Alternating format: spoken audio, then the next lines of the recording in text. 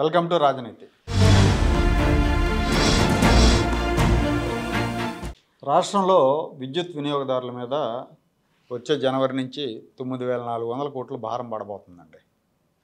అంటే ఎందుకు పడుతుందంటే ఇవన్నీ సర్దుబాటు ఛార్జీల కింద పడుతుంది. 2019 మే తర్వాత జగన్మోహన్ రెడ్డి గారు అధికారంలోకి వచ్చిన తర్వాత అప్పటి వరకు కుదుర్చుకున్న సౌర విద్యుత్ ఒప్పందాలను ఆయన రద్దు చేశాడు. రద్దు చేసి దాని మూలంగా ఏమైందంటే కరెంటు బయట నుంచి కొనాల్సి వచ్చింది. బయట నుంచి అత్యధిక ధరకు కొన్నాడు ఆయన. ఆ అధిక ధరకు ఏదైతే కొన్నారో ఆ అధిక ధరకు కొన్న భారం వినియోగదారులే భరించాలి. జగన్మోహన్ రెడ్డి జేబులోంచి పెట్టడు ఆయన, ప్రభుత్వం భరించదు, వినియోగదారులు భరించాలి. అట్లా అధికంగా పడిన భారం 9,412 కోట్ల రూపాయలు. ఇంకా ఉంది, నెక్స్ట్ ఇంకో విడత ఉంటుంది, ఒక 20,000 కోట్లు ఎక్స్ట్రా ఉంది, అది కూడా తర్వాత వస్తుంది. ఇప్పుడైతే ప్రస్తుతం 9,000 కోట్లు పడబోతుంది. ఇది కూడా యాక్చువల్గా జగన్మోహన్ రెడ్డి ముఖ్యమంత్రిగా ఉన్నప్పుడు 2023 అక్టోబర్లోనో ఆగస్టులోనో పడాల్సిన భారం. అయితే ఆత్మబంధు, జగన్మోహన్ రెడ్డికి ఆత్మబంధు జస్టిస్ నాగార్జున రెడ్డి అని ఆయన ఏపీఆర్సీ చైర్మన్గా ఉండి ఎలక్షన్లకు ముందు భారం వేస్తే జగన్మోహన్ రెడ్డికి ఇబ్బంది అవుతుందని చెప్పి, వ్యతిరేకత వస్తుంది ప్రజల్లో అని చెప్పి ఆపారు ఆయన. ఆపి ఆయన దిగిపోబోయే ముందు మొన్న ఎప్పుడో కూటమి ప్రభుత్వం అధికారంలోకి వచ్చాక గ్రీన్ సిగ్నల్ ఇచ్చారు పెంచడానికి. ఇప్పుడు ఇది జనవరి నుంచి పెంచబోతున్నారు. ఇక్కడ విషయం ఏంటంటే వైఎస్ఆర్ కాంగ్రెస్ పార్టీ నాయకులు, జగన్మోహన్ రెడ్డి, ఆయన భార్య భారతిరెడ్డి, మీడియా, సాక్షి, వీళ్ళంతా ఏం ప్రచారం చేస్తున్నారంటే చంద్రబాబు నాయుడు రూపాయి ఛార్జీలు పెంచడానికి అధికారంలోకి వచ్చాడు, ఇప్పుడు కరెంట్ ఛార్జీలు పెంచుతున్నాడు, రేపు జనవరి నుంచి భారం పడబోతుంది జనం మీద అని ప్రచారం చేస్తున్నాడు. అదేదో చంద్రబాబు నాయుడు గారు చేసిన తప్పు అన్నట్టుగా వీళ్ళు ప్రచారం చేస్తున్నారు. తప్పు చేసిన జగన్మోహన్ రెడ్డి చేసిన తప్పుకి ఫలితం ప్రజలు అనుభవిస్తూ ఉన్నారు. దాన్ని చంద్రబాబు నాయుడు మీదకి డైవర్ట్ చేస్తున్నారు. అంటే వీళ్ళు ముందు నుంచి కూడా ఈ విషయంలో ఈ తప్పుడు ప్రచారం చేయడంలో వీళ్ళు నిష్ణాతులు, వీళ్ళు నెంబర్ 1, వీళ్ళకి ఆస్కార్ అవార్డులు ఇవ్వాలన్నమాట. ఈ వైసీపీ నాయకులకు కానీ, ఈ సాక్షి మీడియాకు కానీ మళ్ళీ ఈ ప్రచారం మొదలుపెట్టారు, ప్రజలను నమ్మించే ప్రచారం మొదలుపెట్టారు. దీని మీద అంటే వాస్తవాలు ప్రజలకు తెలియజెప్పాల్సిన అవసరం ఉంది. జనవరి నుంచి యూనిట్కి 90 పైసలు పెరగబోతుంది. దానికి కారకుడు జగన్మోహన్ రెడ్డి. అదేవిధంగా ఆ తర్వాత మరి ఇంకో భారం కూడా పడబోతుంది, ఇంకో 20,000 కోట్లు సర్దుబాటు చేయాల్సి ఉంటుంది. ఇవన్నీ కూడా జగన్మోహన్ రెడ్డి చేసిన పాపాలు, జగన్మోహన్ రెడ్డి చేసిన తప్పులు. వాటికి ఇవాళ ప్రజలు పే చేయాల్సి వస్తుంది. సేమ్ ఇలాంటిదే అదానీ కుంభకోణం కూడా.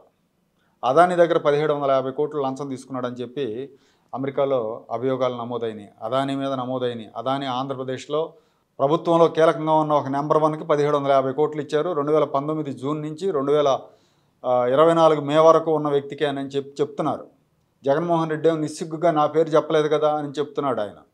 నేను నా పేరు చెప్పకుండా మీరు ఎట్లా రాస్తారు, నేను 100 కోట్లకి పరువు నష్టం దావా వేస్తాను కూడా అంటున్నారు. దానికి సంబంధించి ఈయన పేరు మెన్షన్ చేసిన డాక్యుమెంట్స్ కూడా ఉన్నాయి అక్కడ.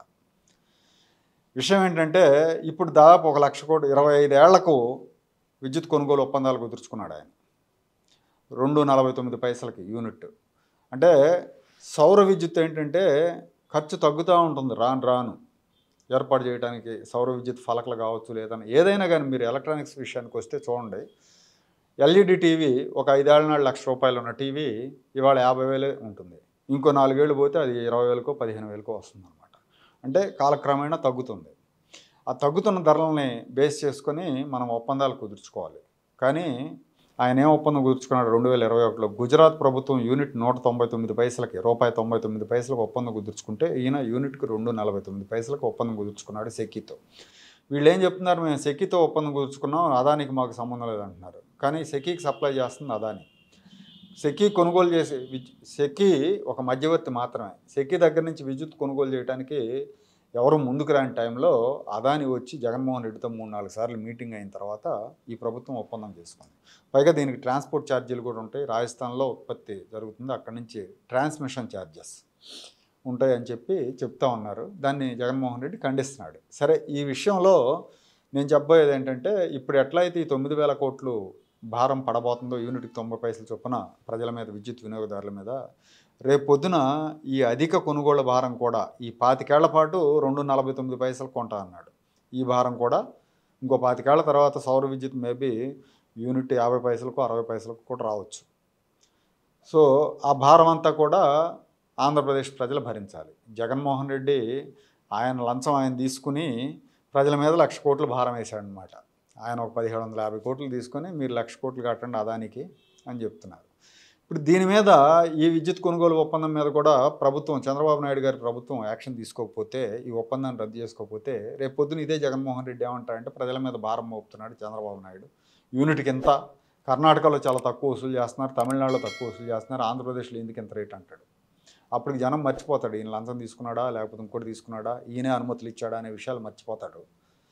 చంద్రబాబు నాయుడు గారిని దోషిగా నిలబెడతారు. కాబట్టి ఈ కూటమి ప్రభుత్వం ముందుగా చేయాల్సింది ఏంటంటే ఈ సెకీతో విద్యుత్ కొనుగోలు ఒప్పందాన్ని రద్దు చేసుకోవాలి. ఆల్రెడీ అదాని సూపులో పడ్డాడు, అమెరికా కోర్టులో ఉన్నాయి కాబట్టి ఆ వివాదాన్ని ఒక కారణంగా చూపిస్తూ రద్దు చేసుకుంటే బాగుంటుంది. న్యాయపరమైన వివాదాలు వస్తాయి, రాష్ట్రంలో పారిశ్రామిక వాతావరణం దెబ్బతింటుందని చంద్రబాబు నాయుడు గారు చెప్తారు. పారిశ్రామిక వాతావరణం దొంగల్ని కంట్రోల్ చేసినప్పుడు పారిశ్రామిక వాతావరణం దెబ్బతిందో, నిజంగా నిజాయితీగా వ్యాపారం చేసే వాళ్ళని, నిజాయితీగా పరిశ్రమలు పెట్టిన వాళ్ళని ఇబ్బంది పెడితే వాతావరణం దెబ్బతింటుంది. దుర్మార్గంగా అక్రమంగా లాక్కున్నోళ్ళు, ప్రభుత్వాల దన్నుతోటి ప్రాజెక్టులు తెచ్చుకున్నోళ్ళు, 1,000 కోట్లు ప్రాజెక్టులు తెచ్చుకున్నోళ్ళు, ఇలాంటి వాళ్ళకి తోకలు కత్తిరిస్తే, ఇలాంటి వాళ్ళ ప్రాజెక్టులు రద్దు చేస్తే పారిశ్రామిక వాతావరణం ఏం దెబ్బతిందో. అది తెలియనంత అమాయకులు చంద్రబాబు నాయుడు గారు కూడా కాదు. కానీ పారిశ్రామిక వాతావరణం దెబ్బతింటుందని చెప్పి ప్రజలను మభ్యపెట్టే ప్రయత్నం మాత్రం చేయొద్దు. ఎందుకంటే ఈ భారం చంద్రబాబు నాయుడు గారి మీద, జగన్మోహన్ రెడ్డి గారి మీద పడదు, ప్రజల మీద పడుతుంది. కాబట్టి వెంటనే ఈ ఒప్పందాలను సమీక్షించి వాటి మీద తగిన నిర్ణయం తీసుకోకపోతే ప్రభుత్వానికి చెడ్డ పేరు వస్తుంది.